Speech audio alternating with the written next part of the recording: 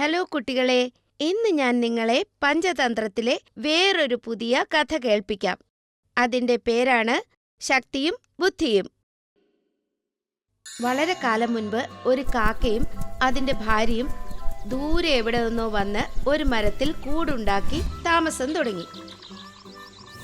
രണ്ടുപേരും രാവിലെ തീറ്റ തേടി പുറപ്പെടും. എന്നിട്ട് വൈകുന്നേരമാകുമ്പോൾ തിരികെ എത്തും.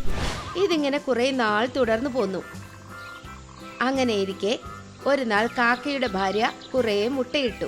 മുട്ട കണ്ടപ്പോൾ രണ്ടുപേർക്കും വളരെ സന്തോഷമായി. കുറച്ച് ദിവസത്തിനകം നമ്മുടെ കൂട്ടിൽ കുറെ കുഞ്ഞുങ്ങൾ ഉണ്ടാകും. ഒരു ദിവസം രണ്ടുപേരും തീറ്റ തേടി പോയിട്ട് തിരികെ എത്തിയപ്പോൾ അവരുടെ മുട്ടകളെല്ലാം ആരോ തിന്നതായി കാണുന്നു. ഇത് കണ്ടപ്പോൾ രണ്ടുപേർക്കും വലിയ ദുഃഖമായി.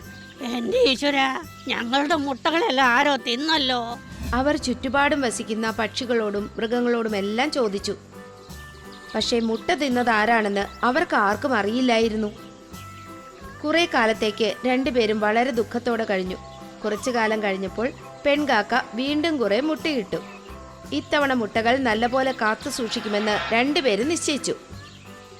ഇന്ന് തൊട്ട് നമ്മളിൽ ഒരാൾ മാത്രം തീറ്റ തേടി പോവുകയും മറ്റേയാൾ മുട്ടയുടെ അടുത്തിരിക്കുകയും വേണം. കാക്കയുടെയും പത്നിയുടെയും ഉപായത്തിന് ഫലമുണ്ടായി. കുറച്ചു ദിവസത്തേക്ക് മുട്ടകൾക്കൊന്നും സംഭവിച്ചില്ല.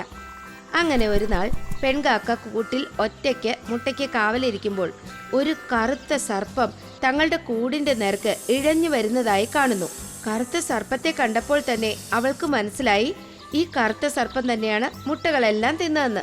ഈ കറുത്ത സർപ്പമാണ് മുട്ടകളെല്ലാം തിന്നത്. അവൾ ഉറക്കെ ഉറക്കെ സഹായത്തിനായി അലറി വിളിക്കാൻ തുടങ്ങി. എന്റെ ഈശ്വരാ, ഈ സർപ്പം എന്റെ മുട്ട തിന്നാൻ വരികയാണ്. ആരെങ്കിലും ഈ ദുഷ്ടനെ ഓടിക്കണേ. പെൺകാക്ക സഹായത്തിനായി ഉറക്കെ വിളിച്ചുകൊണ്ടിരുന്നെങ്കിലും അവളെ സഹായിക്കാനായി ആരും വന്നില്ല. ആ കറുത്ത സർപ്പം അവളുടെ മുട്ടകളെല്ലാം തിന്നു തീർത്തു. വൈകിട്ട് ആൺകാക്ക തീറ്റയുമായി മടങ്ങിയെത്തിയപ്പോൾ തന്റെ ഭാര്യ കരഞ്ഞു കരഞ്ഞ് തളർന്നിരിക്കുന്നതും മുട്ടകളെല്ലാം നഷ്ടപ്പെട്ടതുമാണ് കണ്ടത്. ഇത് കണ്ടപ്പോൾ ആൺകാക്ക ഞെട്ടലോടെ അവളോട് ചോദിച്ചു, അയ്യോ, എന്തു പറ്റി? മുട്ടകൾ ഈ നിലയിലാക്കിയത് ആരാണ്? കറുത്ത സർപ്പം. അവനാ കാണുന്ന മരത്തിന്റെ പൊത്തിലാ വസിക്കുന്നത്. ഇത് കേട്ടപ്പോൾ ആൺകാക്കയ്ക്ക് വല്ലാത്ത ദേഷ്യം വന്നു. അവൻ ആ മരത്തിലേക്ക് നോക്കിയപ്പോൾ ആ കറുത്ത സർപ്പം മാളത്തിന് വെളിയിൽ ഇരിക്കുന്നതായി കണ്ടു. കാക്ക ദേഷ്യത്തോടെ അവനോട് പറഞ്ഞു, എടാ സർപ്പമേ, നീ ഞങ്ങളുടെ മുട്ട തിന്നുന്നത് അവസാനിപ്പിച്ചില്ലെങ്കിൽ നീ അതിനുള്ള ഫലം അനുഭവിക്കേണ്ടി വരും. എന്തു ഫലം? നിങ്ങൾ കാക്കകൾ വിചാരിച്ചാൽ എന്നെ ഒന്നും ചെയ്യാനാവില്ല. എനിക്ക് വേണമെങ്കിൽ നിങ്ങളെയും കൊന്നു തിന്നാനൊക്കും. അതുകൊണ്ട് എന്നോട് ഭീഷണിയൊന്നും വേണ്ട. എനിക്കിഷ്ടമുള്ളത് ഞാൻ ചെയ്യും. സർപ്പം പറഞ്ഞത് കേട്ടപ്പോൾ പെൺകാക്കയ്ക്ക് വളരെ ദുഃഖം തോന്നി. അവൾ ആൺകാക്കയോട് പറഞ്ഞു, ഈ സർപ്പം ഒരിക്കലും നന്നായില്ല. നമുക്ക് ഈ കൂട് വിട്ട് ദൂരെ എവിടേക്കെങ്കിലും പോകാം. പക്ഷെ ആൺകാക്ക അത് സമ്മതിച്ചില്ല. അല്ലേ, നമ്മൾ തെറ്റൊന്നും ചെയ്തിട്ടില്ല. അതിനാൽ നമ്മൾ എങ്ങും പോകുന്നുമില്ല. അഥവാ ഇവിടെ നിന്ന് ആരെങ്കിലും പോകുന്നെങ്കിൽ അത് ആ കറുത്ത സർപ്പമായിരിക്കും. അതെങ്ങനെ? ഞാനൊന്ന് ആലോചിക്കട്ടെ. ഇങ്ങനെ പറഞ്ഞുകൊണ്ട് രണ്ടുപേരും ആലോചിക്കാൻ തുടങ്ങി. അപ്പോഴാണ് ആൺകാക്കയ്ക്ക് ഓർമ്മ വന്നത്, തൊട്ടടുത്താണ് കുറുക്കൻ വസിക്കുന്നത്. അവര് വളരെ സൂത്രശാലിയും ബുദ്ധിമതിയുമാണ്. നമുക്ക് അവരെ പോയി ഒന്ന് കാണാം.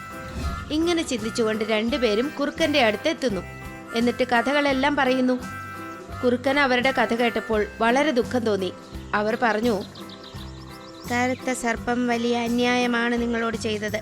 അതിന്റെ ശിക്ഷ അവന് തീർച്ചയായും ലഭിക്കണം. പക്ഷേ ആ സർപ്പം വലിയ ശക്തിശാലിയാണ്. നമുക്ക് അവനെ തോൽപ്പിക്കാനാവില്ല. അതുകൊണ്ട് ചേച്ചി തന്നെ ഒരു ഉപായം പറഞ്ഞതാ. ഇതിനു മറുപടിയായി കുറച്ചു നേരം ആലോചിച്ചിട്ട് കുറുക്കൻ പറഞ്ഞു, നിങ്ങളുടെ പ്രശ്നത്തിനുള്ള പരിഹാരം എന്റെ പക്കലുണ്ട്. നിങ്ങൾ നാളെ രാജകൊട്ടാരത്തിൽ നിന്ന് റാണിയുടെ രത്നഹാരം മോഷ്ടിച്ചു കൊണ്ടുവന്ന് അത് കറുത്ത സർപ്പത്തിന്റെ മാളത്തിൽ കൊണ്ടുവയ്ക്കണം. നിങ്ങളുടെ കാര്യം ശരിയായിക്കോളും. കാക്കയ്ക്ക് ഈ ഉപായം മനസ്സിലായില്ല. അവൻ ആശ്ചര്യത്തോടെ ചോദിച്ചു, പക്ഷെ സർപ്പത്തിന് ഹാരം കൊടുത്താല് അവന് ശിക്ഷ എങ്ങനെ ലഭിക്കും? അപ്പോൾ കുറുക്കൻ ചിരിച്ചുകൊണ്ട് പറഞ്ഞു, നിങ്ങൾ എന്നെ വിശ്വസിക്കേ. പിറ്റേന്ന് രാവിലെ കാക്കയും ഭാര്യയും കൊട്ടാരത്തിൽ പോയി. റാണിയുടെ മുറിയിലെത്തിയ അവർ അവിടെ ഒരു മൂലയിൽ റാണിയുടെ ആഭരണങ്ങൾ ഇരിക്കുന്നത് കണ്ടു. ആ ആഭരണങ്ങളിൽ ഒരു രത്നമാലയും ഉണ്ടായിരുന്നു. പെൺകാക്ക ആ രത്നാഹാരം തന്റെ കൊക്കുകൊണ്ട് കൊത്തിയെടുത്ത് അവിടെ നിന്ന് പറന്നുപോയി. ആൺകാക്കയും അവൾക്ക് പിന്നാലെ കാ കാ എന്ന് പറഞ്ഞുകൊണ്ട് പറന്നുപോയി. ഇത് കണ്ട ഭടന്മാർ കുന്തവും കൊണ്ട് അവർക്ക് പിന്നാലെ ഓടി. കാക്കയും ഭാര്യയും പറന്ന് സർപ്പത്തിന്റെ മാളത്തിലെത്തി. പെൺകാക്ക രത്നഹാരം സർപ്പത്തിന്റെ മാളത്തിലിട്ടിട്ട് പറന്നുപോയി. തങ്ങളുടെ കൂട്ടിൽ ചെന്നിരുന്നു.